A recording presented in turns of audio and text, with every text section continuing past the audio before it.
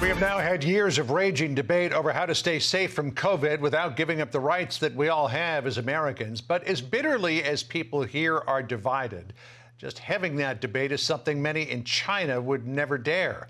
And as the country where the pandemic began tries to clean up its mess with a so-called zero-tolerance policy, the welfare of China's own people seems to be an afterthought. An Australian newspaper, the Financial Review, today reporting horrifying stories of rigid lockdown rules.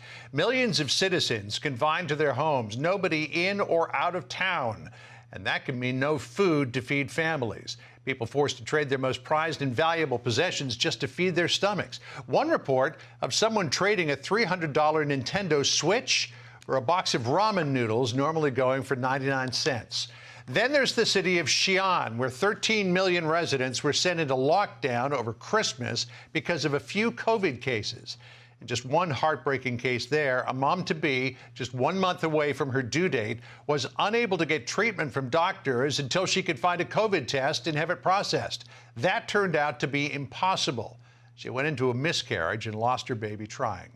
Let's bring in the former Secretary of State, Mike Pompeo. He is also a Fox News contributor. Mr. Secretary, good to see you this Friday afternoon. In relation to all of this, increasing calls for the U.S. Olympic Committee to pull out of the Beijing Games that are coming up just less than a month from now. You have long advocated that position. As we approach the Olympic Games just weeks away now, what would you say to American athletes about their participation? Well, John, thanks for having me on. Two thoughts come to mind immediately. First, for the athletes, look, this is the pinnacle of their career for many of them. All right, they spend years getting ready for these Olympics. I have great respect for them, and I love the Olympics themselves. They're a great sporting event. They're great for the world. But those people in the Chinese Communist Party know those athletes are coming. They're going to monitor every single thing they say, every single thing they do. They will keep that in the hands, the clutches of the Chinese Communist Party forever.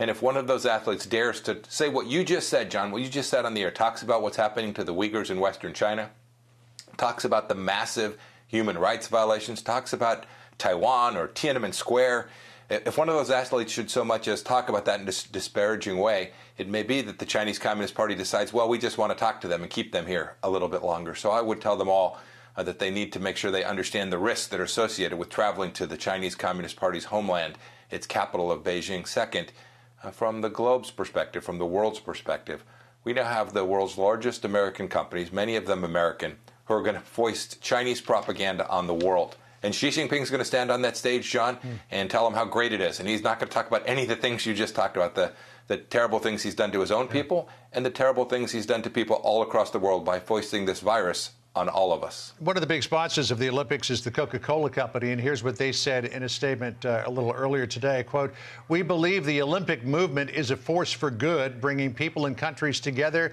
and we're proud to use our name to raise its profile and support the world's most watched and revered international sporting event." Now, there's no question that the Olympics are a force for good, but they are also, like the 1936 Games were in Berlin, a powerful force of propaganda for a repressive regime. John, that's what I was speaking to earlier. There's no doubt the Olympics are a force for good.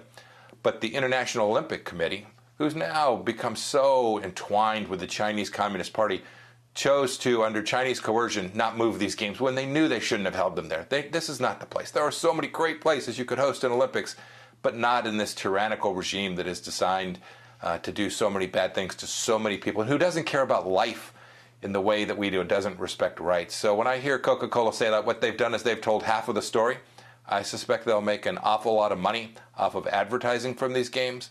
But they should know that what they are promoting, what their presence is promoting, is they are permitting Xi Jinping and the Chinese Communist Party to tell a story that is fundamentally different about what's really happening not only inside of China, but Chinese efforts all across the world. The last time the Olympic Committee boycotted an Olympics was 1980 in Moscow because of Russia's, or the Soviet Union, the then Soviet Union's invasion of Afghanistan.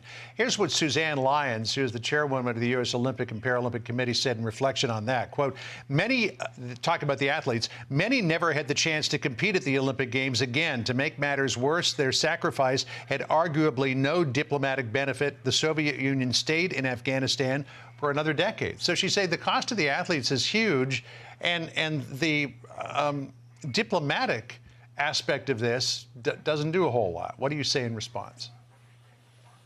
There's no doubt a boycott would cost these Olympic athletes a lot. If one of these athletes is detained inside of China, it'll cost that athlete and his family or her family an awful lot too, John. We should be mindful that there have been Americans detained. There have been Canadians that were detained for years during the Trump administration. This is not unheard of. The Canadian ambassador to the Chinese ambassador to Canada said, yeah, most people get to leave the country. This is not a place where we should have lots of Americans traveling under this kind of high-risk system. I won't get into the geopolitics of what happened in 1980. That's an awful long time ago. But I can promise you this. Xi Jinping is very happy that he's hosting these games, and he's going to get 2 weeks uninterrupted to broadcast how great his Communist Party is. No question about that. Mike Pompeo, former Secretary of State, good to catch up with you. Thank you, Hope you have John. a great weekend. Thank you. You know, Yes, Sandra, sir, there's a lot to say in favor of boycotting these games and sending a message to Xi Jinping. But, you know, as much as we hear a hue and cry about the Olympics, we don't hear the same hue and cry about the fact that America keeps supporting the Chinese regime by buying hundreds of billions of dollars of goods from it every year. That's absolutely right. And nobody knows how that works better than Mike Pompeo. Good to get his thoughts on that, John.